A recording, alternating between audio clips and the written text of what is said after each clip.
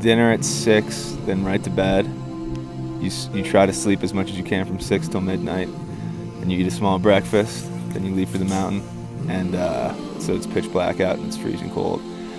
And it takes about 5 or 6 hours to get up there, all in the pitch black, freezing cold. And I was feeling the altitude sickness big time, so it was a really long day for me.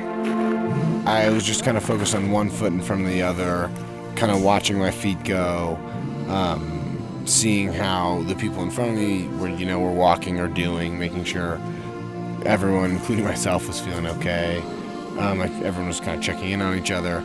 And then after like a few hours, I did kind of like, it's hard to not, it's hard, I couldn't help myself. So I looked up and it was closer than it was before, it wasn't a defeating reaction. I was excited. I was like, wow, we're getting closer. You can start to see ice on the ground. That, this peak or the kind of the rim that did, at the start of this trip looked so far away and so tall is very, accessible. You get to Stella Point and you think you've made it, and then you hear your guide say you still got another hour left to get to the summit. So it's like really tough. It's freezing cold, not feeling well, tired. I mean, it was a tough day, but once you get there and look around, it's one of the most beautiful things.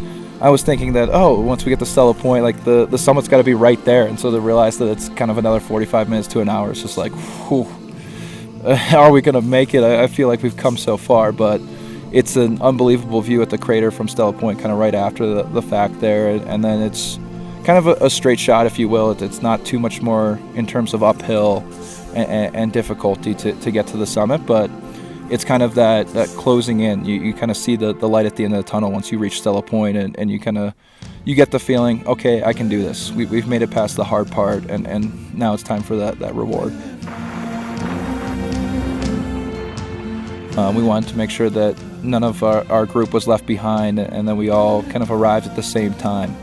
And so we really kind of took the time to make sure that everybody was ready and took the right amount of breaks and things like that, so that we could all have that great experience together and kind of see the sign together, and kind of you get that overwhelming feeling of joy and kind of gratitude that you've accomplished something that's so difficult.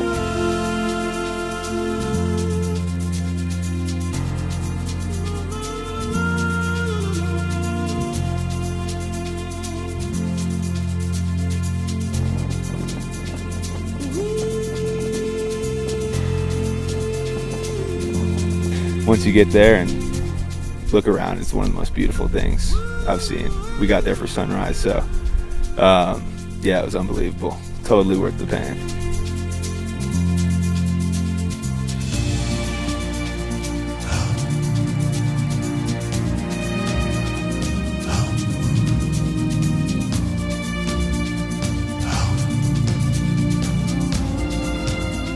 Definitely not something that a lot of people get to do, and certainly not something that we'd ever done before. So I think wanted to enjoy it.